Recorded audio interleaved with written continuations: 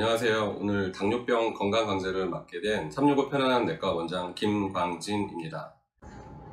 보통 당뇨병 하면 여러 매체에서 자주 접하다 보니까 당뇨병을 다 아는 병이라고 생각하셔서 치료를 안 받고 그냥 지내시는 경우가 있는데, 사실 알고 보면 내가 생각하는 그 병과 당뇨병의 실제 모습이 다른 경우가 많아서 오늘 강의를 통해서 실제 그런지 당뇨병의 참 모습에 대해서 알아보는 강의를 진행하려고 합니다. 오늘 강의는 그 제목이 당뇨병의 실체, 왜 치료해야 하는가 이렇게 잡았는데요. 그렇게 한 이유는 그 당뇨병을 주위에서 많이 듣게 되는 되게 흔한 병으로 알고 계시는데, 너무 흔하게 접하다 보니까 이 병을 다 알고 계신다고 생각하는 경우가 많아요. 그래서 되게 친근하게 느끼시니까 그냥 당만 좀 높지 꼭 치료해야 되는 병인가 이렇게 생각하시는 경우가 많아서, 사실 그거하고 좀 다른 경우가 많아서 그런 부분에 대해서 설명을 드리려고 강의를 계획하게 되었습니다. 그럼 당뇨병에 대해서 알아보면, 당뇨는 보통 많이 알고 계시는 게, 당뇨는 혈당이 높은 병으로 알고 계시는데, 정말로 당뇨는 단순히 혈당이 높은 병일까? 진료실에서 많이 보다 보면 환자분들이 당뇨병이라고 하면은 다른 병 같은 경우는 강직성 척추염이라든가 확장성 심근병증 또는 그레이브스병 이런 병이에요 말씀을 드리면, 그게 무슨 병인가요? 어떻게 되나요? 치료해야 되나요? 수술해야 되나요? 이렇게 물어보시는데, 환자분은 당뇨병이에요 이렇게 말씀을 드리면 그래요? 그리고 더 물어보질 않으세요. 왜? 내가 다 아는 병이라고 생각하시니까. 그러면 약 먹어야 하나요? 아니면은 약 안 먹어도 되죠? 그냥 식사 조절만 하면 되죠? 이렇게 하고 진료가 끝나는 경우가 굉장히 많아요. 그래서 단순히 그렇게만 알고 계셔도 되는 건지, 거기에 대해 설명을 드리려고 합니다. 일반적으로 다 아시다시피 이제 혈당이 높은 병으로 알고 계시는데, 왼쪽에 요 혈당계를 보시면 아시겠지만, 혈당을 찍었는데 95 혈당이 나왔어요. 그러면은 보통 100 미만이 나오면 당뇨병일 확률이 거의 없으니까 당뇨병 없으시네요 하고 끝나요. 근데 반대로 오른쪽에 보이듯이 혈당계가 지금 149 혈당을 가리키는데, 공복에 126 혈당이 나오면은 이제 당뇨병으로 의심을 해야 되는데, 이제 150 가까이 나오면 당뇨병이 있을 가능성이 높습니다. 이제 정밀 검사를 해야 되겠네요. 이렇게 진료실에서 진행이 됩니다. 그래서 조금 전에 보신 것처럼 혈당이 100인 경우하고 혈당이 150인 경우를 예를 들어서 사진으로 보여드립니다. 혈당이 100인 경우는 왼쪽에서 사진을 보시면 아시겠지만, 이렇게 생수를 뿌리고 있죠. 생수를 뿌리면 물이 흘러서 여기 다 젖고, 밑에 잔디 있는데 잔디까지 물이 축축하게 이렇게 흘러내릴 거예요. 반대로 이 꿀물을 보면 꿀이 흘러내리는데 잘 흐르지도 않고 끈적이고, 어떻게 보면 딱딱하게 굳어갖고 하여튼 물하고는 전혀 다른 물질로 보이죠. 그러니까 예를 들어 설명드리면, 혈당이 100인 경우는 요 생수 같다고 보시면 되고요. 혈당이 당뇨병이 진단이 돼서 200, 300, 400 이렇게 나오시는 분들은 피가 꿀물 같다고 보시면 돼요. 그러면 혈관 속에서 보면은 어떻게 보이는가? 이제 왼쪽 혈관을 보시면 이 생수같이 혈당이 100인 경우, 맑은 피가 흐르는 경우는 이렇게 피가 아주 잘 흐를 거예요. 생수처럼. 반대로 혈당이 300, 400 고혈당인 경우는 꿀물이 흐르듯이 피가 끈적끈적해져 갖고 혈액순환이 거의 제대로 안 될 거예요. 이렇게 생각을 하시면 돼요. 단순히 당이 높은 게 문제가 아니고, 당이 높기 때문에 피가 맑은 샘물처럼 흘러야 되는 혈액이 끈적끈적한 꿀물처럼 돼버리는 거예요. 그래서 이렇게 당뇨병이 발생을 하면 혈액이 끈적끈적해지게 되는데, 그러면서 증상이 발생을 하게 됩니다. 그래서 생기는 당뇨병의 증상을 보면, 일단 여기 그림을 보시면 아시겠지만, 비쩍 마른 여자분이 있는데 머리도 아프고 시력도 떨어지고 화장실도 자주 가게 되고, 심해지면 손발도 저리고 갈증이 나고 배고픔도 느끼고, 오래 지속되면 체중이 감소하는 그런 증상도 생길 수 있습니다. 이 슬라이드를 보면 아까는 삐쩍 마른 여자분이었지만 이분은 뚱뚱한 남자분이에요. 이렇게 당뇨병이 오래 지속이 되면 체중 감소 때문에 말라서 오시는 경우도 있지만 보통은 이제 갑자기 체중이 늘어서 비만, 고혈압, 고지혈증, 복부 비만과 더불어서 갑자기 당뇨병이 생기기도 해요.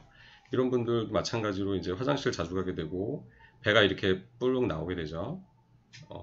이런 증상이 생길 수 있습니다.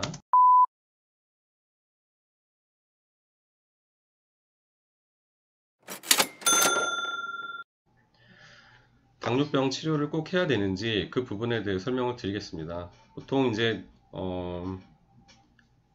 당뇨 초기면 식이요법하고 운동요법만 해도 되는 경우가 많고, 또 이제 병원에서 당이 그렇게 심하지 않으니까 약은 아직은 안 드셔도 될 것 같아요, 이렇게 설명을 하는 경우는 그냥 환자분이 듣고 아 좋네 하고 그냥 지내시다가 2, 3년 지나서 갑자기 심해져서 오시는 경우가 있어요. 그래서 식이요법하고 운동만 하셔도 돼요 하는데, 전제 조건이 정기적으로 한 달에 한 번, 두 달에 한 번 가서 검사를 하시고 거기에 맞는 운동 처방이라든가 식이요법 처방을 받으시라는 전제인데, 이제 거기에 이제 괜찮다는 말에 안심을 하셔서 치료를 안 받고 2, 3년 지나서 오시면은 이렇게 녹슨차처럼 몸이 삭아서 오시는 경우가 있어요. 당뇨병은 쉽게 생각하면 혈관의 혈액이 끈적끈적해지고 결국은 그래서 혈액순환이 안 돼서 몸이 삭는 병이라고 생각하시면 돼요.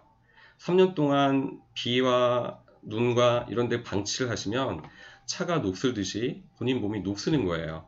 그런데 같은 연식의 비슷한 자동차인데 이 자동차를 보면은 오래됐지만 오일도 갈아주고 세차도 제때 해주고 관리를 잘 해주면 정말 깨끗하게 새차 못지않게 오랫동안 탈 수 있는 차가 되는 거예요. 이 파이프를 보시면 이제 쉽게 설명을 드린 건데, 당뇨병을 오래 앓고 조절이 안 된 분들은 혈관이 이렇게 막히게 돼요. 동맥경화가 생기고, 반대로 당뇨병이 없거나 당뇨병이 있어도 혈당을 잘 관리하신 분들은 이 스테인리스 파이프처럼 아주 맑은 물이 흐를 것처럼 깨끗한 혈관을 가질 수 있는 겁니다. 이렇게 동맥경화가 생기면 문제가 뭐냐 하면 혈관에 병이 생기기 때문에 이 뇌졸중이나 뇌출혈, 심혈관 질환, 그 다음에 신장병, 이런 것들이 생기는 거예요. 그래서 예를 들어서 파이프가 터질 때 뇌출혈이 나는 거고, 파이프가 막히면 아래쪽으로 물이 안 가기 때문에 뇌졸중이 일어나는 겁니다. 이 그림에서 보시면 심장병, 눈, 뇌출혈, 족부질환, 콩팥병, 이런 병들이 다 당뇨병으로 생기는 병이에요. 그런데 혈관으로 인한 합병증도 생기지만 당 자체가 그 당 합성 물질이 몸에 있는 신경에 다 들러붙어서 마치 꿀물을 엎었을 때 꿀물이 바닥에 끈적끈적하게 들러붙어서 이게 안 닦이고 지저분해지고 끈적끈적해지는 것처럼 신경에 다 들러붙어서 신경 이상도 일으킵니다. 마치 전기선이 합선돼서 집에 전기불이 나가고 텔레비전이 꺼지고 하는 그런 합선 오작동처럼 그런 오작동을 일으켜요. 그 대표적인 게 하지신경통, 밤에 다리가 아프고 저리고 잠을 못 주무세요.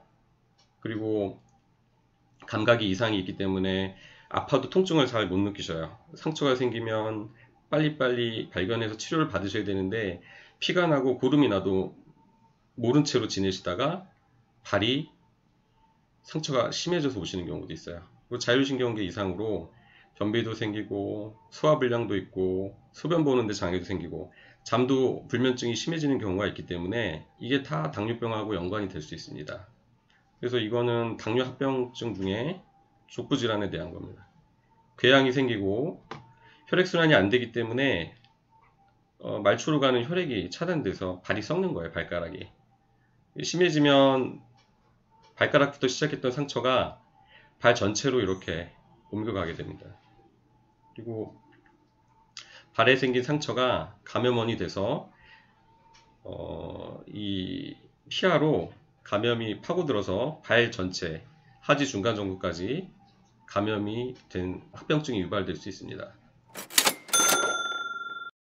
그러면 이렇게 심각한 합병증을 유발하는 당뇨병은 어떻게 관리를 할 것인가? 일단 모든 병은 예방이 제일 중요합니다. 당뇨병 예방을 위해서는 건강한 식사, 예를 들어서 뭐 저탄수화물식, 그다음에 적당한 단백질, 그리고 야채 같은 것들을 섭취를 하시고, 그 생활습관 관리, 술이나 담배 같은 거 자제하셔야 되고, 규칙적이고 적당한 운동으로 관리를 하셔야 됩니다.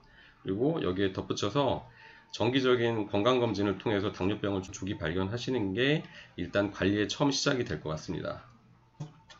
당뇨병은 어떻게 관리를 하실 것인가? 일단은 의심이 되시면 그런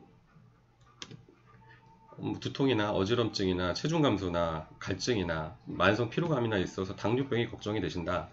그러면 무조건 참지 마시고 이제 근처에 있는 내과나 뭐 병원들에 가셔서 당이 있는지 검사를 해서 당이 진단이 되시면